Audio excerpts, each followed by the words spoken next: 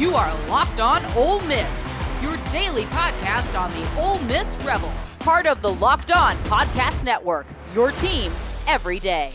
Thanks again for making the Locked On Ole Miss podcast your first listen every day. We're free and available wherever you get your podcast, including YouTube. We're part of the Locked On Podcast Network, your team every single day. Hello, I'm Steven Willis from the Locked On Ole Miss podcast. He is Tim Thomas, Ole Miss basketball expert on the Locked On Ole Miss channel. That's what he is. Anyway, Tim, let's go ahead and jump into it. Ole Miss had a charity exhibition game, a preseason game against the Illinois Fighting Illini. And I tell you what, Ole Miss looked really good in this game, and they kind of dominated it from end to end. Yeah, when I watched that, I think I said it to you, the novel Great Expectations. I just felt like this team has a lot of potential to be really good if they can correct a few things here and there. Oh, yeah, that's good. Yeah, they shot the ball well from the field. That's really good, 43.5. And the three-pointers, excellent shooting. I think it was 52%. That's turnovers was minimum. That's very good. And that says a lot for outside shooting. The three is going to be very important. And the turnovers, it was good to see that we had very few turnovers with Padullah and Juju. Yeah, Padullah had 8 assists and only 1 turnover running point. It definitely feels like I'm not going to say hole last year because, you know, they played pretty well in spurts, but it feels like Ole Miss might have a true point guard going into this season. And there's no hole defensively with everybody being at least 6'8", 6'9", and you can do that positionless stuff. Yeah, that's what they try to do. Yeah, Padullah, he's a key. We've talked about it. The point guard, every Final Four Monday night team, they have a point guard that's really, really good, superb, excellent. That's what you're looking for, and that's what the Beard has found. Sean Padullah, he has potential to be our guy to lead us to the NCAA tournament. And Juju does a really good job, too. He's an excellent shooter, and with both of them together, I feel good about this season. Yeah, I mean, everybody needs to realize the Ole Miss basketball team, when they line up against Long Island or whatever, they have the ability to go, we're just going to say go small, to where Malik Dia is the 5. But you could have like Dre Davis and Matthew Morrell and Juju Murray and Sean Padullah on the court at the same time. Yeah, you mentioned Phil. Are you thinking football? Okay. Yeah, I'm really into this season. I understand. Yeah, I am too. I'm keeping up with it very carefully. Yeah, it's good. I noticed something about Malik Dia. I don't know if anybody else. He a really good player, really good shooter, but he shoots flat-footed.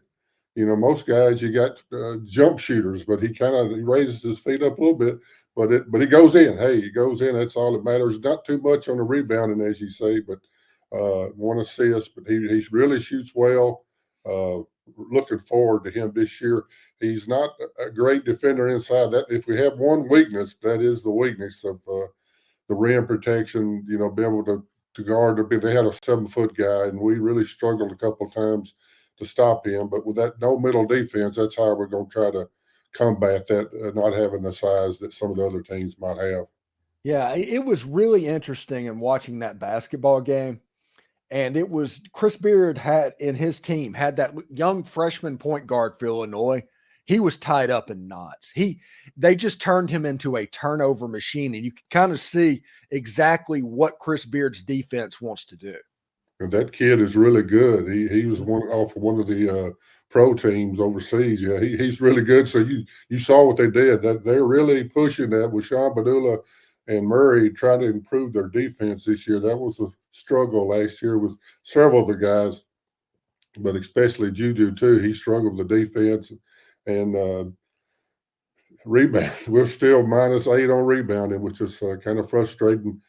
Beard said, you know, they got 15 offensive rebound, and he said, this is unacceptable. This has got to be fixed. So hopefully they'll work on that, and hopefully this year they'll get it. They have a couple of guys like the Brown Jones kid. He can really rebound.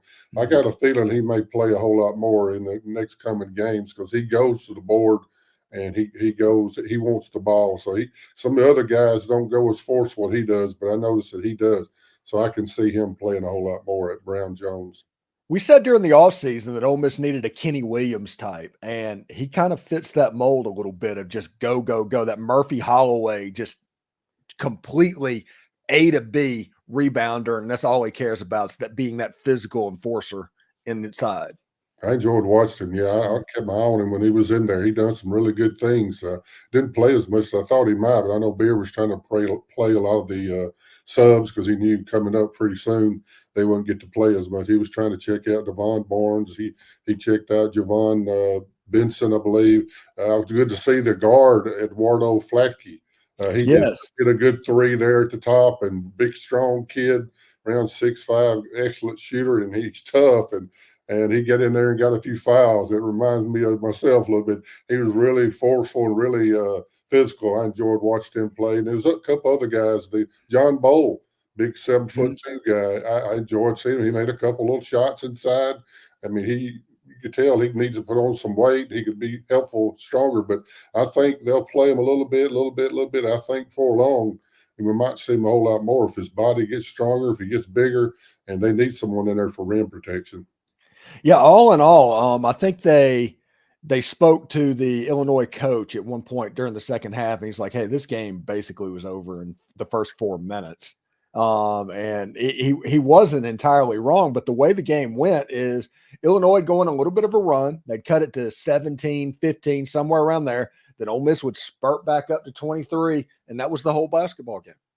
Yeah, Brad Underwood, their coach, he's the real deal. Him and Beard they kind of grew up together through the junior colleges, and I think he was at Stephen F. Austin or somewhere. They all had good teams. They're all in the NCAA tournament, so he knows. He's been to the dance, I think, the last 4 years, so he knows this NCAA tournament, and he's picked, I think, fourth in their Big Ten conference. So they're up there. He's a blue blood. He's one of those. They're one of those teams that maybe not of Kentucky, but also says they have. They're up there. One of those teams that's always in the tournament. And he enjoyed watching Beard's team, and he told Beard on the side that they have potential, and I think they do too. Hey, stick around for more information on the Ole Miss Rebels basketball team as they open up Monday night against the Long Island University Sharks. But I do want to say, what's up, Ole Miss fans? Our friends over at 5 Hour Energy know that being passionate football fans just isn't a hobby. It's a way of life. It takes a lot of energy to power through all-day tailgates, touchdown celebrations, and those agonizing second overtimes. That's why we've created the Stand the Fan 5 Hour Energy Shot with a special flavor called Fan Fuel, designed just for super fans like us. You know, the fans who are first in the grove and the last to leave, we see you. You know what gave me my fan fuel this week? That was the moment that Jackson Dart was scrambling out and he had a defender about to bring him down and he floated the ball out to Micah Davis. It had the whole stadium rocking. And with that big matchup against Arkansas just around the corner, the energy is electric. Everything seems to be in place for an electric close.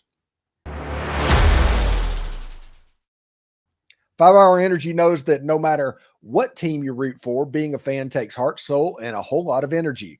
Whether you're prepping for the big tailgate or ironing your jersey, that game day to-do list is never short. So that's why the limited edition Stand the Fan 5 Hour Energy Shot is here to keep you going all season long. So what's your fan fuel this week? Whatever it is, do it with 5 Hour Energy. Get yours today at 5hourenergy.com, and it's available and shipped nationwide. Let's go Rebels. All right. Tim, we need to turn our attention to the Long Island Sharks. It's weird that Ole Miss is playing Long Island, but they are. That's a nice little bit. But what do you know, if anything, about the Long Island Sharks, even though I stole Sharks from something that you gave me in pre-show? That's okay. Yeah, I don't know a lot. I looked them up. I tried to see some of the players, any portal transfers I might know. I didn't know anyone. Their coach is Rod Strickland. Some of you might know of him from the NBA. He played for a while. So he's the coach, and it's up in Long Island, New York. That's about all I know. Did he play for the Knicks? I'm not sure. I think he moved around some, but I remember him playing. I remember the name. I remember that name, yeah. I did not realize he had gotten into coaching, and I don't know if Beard has a connection with him or Keith Carter maybe. But it was kind of curious. I saw the old shark up there, the old fin, so it was kind of curious when I saw that. But I don't think we'll have any trouble with some of these teams. But there are some teams on that we might. You know, there's Colorado State was in the tournament last year. Oral Roberts, BYU, Louisville, potential going to play Purdue or North Carolina State in that tournament in San Diego. So they're still at Memphis. So they're along with SEC. We got some pretty decent non-conference teams that we need to have. If we can talk about the record later on, but if we have a decent record and 9 or 10 wins in SEC with several of those wins against these teams, then we'll go right into the dance. Yeah, and like November 11th or 12th, I'm not sure exactly what the date. That's the Tadpad game, right? Yeah, I might be there. Yeah, Bob Welling was my coach. We talked about him a little bit. He'll be there. They'll be honoring him and all of his team. So it should be a good time. We'll come in on the 11th for reception, and then we'll have the game on the 12th against South Alabama. Should be a good time. Good to see some of the guys I hadn't seen in many years. I don't even want to talk about 20, 30 years when we go back that far. But it should be enjoyable. Nice time. Beard loves to do this. He likes to bring a different coach. Last year it was Evans. He brought him back. And I went to that one too. They'll probably show it on SEC Network Plus like they did last year's. But they'll try to get a good crowd. I think it's capped off around 6,000 because of the fire code. But it's a good time. They still keep in good shape. And last year it was a fun time. Yeah, I bet it was. And Bob Wellick actually coached at South Alabama, who was the opponent in that game. So he actually coached at both schools. So it's kind of a cool event. What else you have going on? I thought going back to that Illinois game, the guards just looked terrific, absolutely terrific. And I'm excited that the guard play is going to actually be there and there's not that giant hole on defense that teams can just eventually exploit, I don't think. I think we're going to see exactly the image of what Chris Beard wants. Yeah, we talked about Sean Padullah and Juju. We hadn't talked much about Matthew Morrell, and he's the best player on the team, and that's my fault. I should have brought him. He got nominated for the Jerry West Shooting Guard Award, top 20 in the nation. So if he has a good year, he might could be be up there top on that. I'd love to see him win that because Jerry West is well known. His little figure is on the NBA mascot thing that they use. So Jerry West was an awesome player back in the day for the Lakers. But Matthew Morrell, as he goes, we go. You mentioned that he needs to be a better leader. He's got to do more. Breakfield's got to come through. I'm not sure why T.J. Caldwell and Cowherd didn't get to play. I'm not sure. They were never out there. Zach Day, the walk-on, played, and all the other guys seemed to play. Cam Brent, a little small fella, I like him. He's a good hustler, but he got to play. But something's going on. Don't know. They don't tell us some of this stuff. Just like Kiffin, he don't tell us what he don't want us to know. But it was a good game, good start. I'm looking forward to it. I believe I got one little thing. Let me throw in. Some of you know the Tony Bennett, the coach at Virginia, just retired all of a sudden. And he said it was because of the NIL and the portal. It just didn't suit him. He didn't like it, didn't want to be involved in it, and he got out. And that's something that, we've noticed. Boeheim at Syracuse, of course, Coach K got out, and football, Saban got out, Chip Kelly at UCLA. There's something to it that some of these coaches just don't want to fool with all this. And some of the players that we got this year, and I know we had some last year, we won't mention any names at every game that they want to raise or they want more, this, that, and the other, or they're not going to play. So there's something to that, and I hope that this basketball team don't have to deal with it. It's a cultural thing. Beard said defending the culture. So this year hopefully they can get these guys together to play well and they can play as a team. Some of the better, they used to scoring 18 to 20 points over here at UNC Greensboro, or this guy in Seton Hall, he used to be the star. Now he's coming, and hopefully we'll play together, and they all maybe settle around 10, 12, 15 points and get the rebounders. And that's the key to this team. They're doing well. We got off good last year, 13 wins, and then we kind of faded towards the end really bad. One thing in that Illinois game that I noticed that I did not notice last year, and that was partly because most of the time it was Jamarian Sharp and Musa Cisse in the game and they couldn't do it. But Ole Miss was playing a lot of 5 men outside the 3-point line in that game, getting people away from the basket and all of it. That's interesting. It was drive for a layup. It was just clear out all the mess near the goal and then go one-on-one, or you have your 3-point shot or something like that. Yeah, we don't have a true center again this year so far. Dia likes to, he would assume be out there at the 3-point line, and I think Brown Jones. So it's a different type of deal. We don't have that guy. Illinois had a guy inside They kept trying to throw it in him. He was trying to get it to it. But it's going to be a little different deal. And so far it worked. If we could hit the threes like we did Sunday, it'll work fine. But I don't know if we can do it. We got to have some kind of inside game. Some people are going, and I think Dia, if they guard him, he can take it to the hole. And Drew Davis, who's going to be a really good player for us. But as we talked about, Padullah is the key with Murray going back and forth. They're the key. And of course, Morrell, if he can keep hitting the threes, we should be a really good team. I know we're ranked in so many different. There's a lot of people. Goodman of the field of 68. I think they ranked us in the top. I think 14 to 20. ESPN's got it in the 20s. AP and the coaches around 24, 25. So people are looking. They know Beer's reputation, and they see what we got. These players we got, and they see how well they've played in the past. And they've also saw how we played. Heard about how we played Houston and that secret scrimmage, they so-called secret scrimmage. We know a little bit more about it now. I was able to talk a little about it. I didn't want to talk about it right at the first because I was told that I didn't need to. But it was a secret scrimmage. They do it. I think we talk about every year with a Beer likes to do it with Kevin Simpson. And we ended up 71-71 with our regular players, normal players. And so they decided to play an overtime with the players that hadn't got to play much. And we end up winning. So Ole Miss won it, but, ever how you want to word that. But we did well. That's the main thing. Houston's ranked number 4th in the nation. So if Ole Miss can play that type of team and then play Illinois, which is a top Big Ten team, blue blood, it says something that we got the potential, great expectations to do really well and go to the NCAA tournament and maybe win a few. Yeah, and Jeff Goodman named Ole Miss as his value selection, his value bet, if he was going to do that for Ole Miss to win the SEC. It could be. It's a possibility there. All the other teams are sticking. Bama and Auburn is really good. But he's saying value pick, so it can't be a favorite. Yeah, Alabama's probably with their talent, and Auburn's up there too. Kentucky, Arkansas, all those guys are Tennessee. They're really good. So it'd be hard to beat them. But we won't talk about any kind of a record guess. Are we going to do that, or you want to do that? Well, what do you think this season? I was just thinking about it earlier this week that they played around 31 games, I believe, 31, 32, at least 31 this year. So if we can, we talked about it last year, if we can get 9 or 10 wins in the SEC, if you can just win maybe 8 and then you get it's going to be hard. Every one of these teams, it's going to be hard to beat all of them at Memphis and some of these at Louisville. You might drop one here and there, but I was thinking 21-10. If we could go 21-10, it'd be 31 games. Give us a good 20. 20 looks good, right, on paper.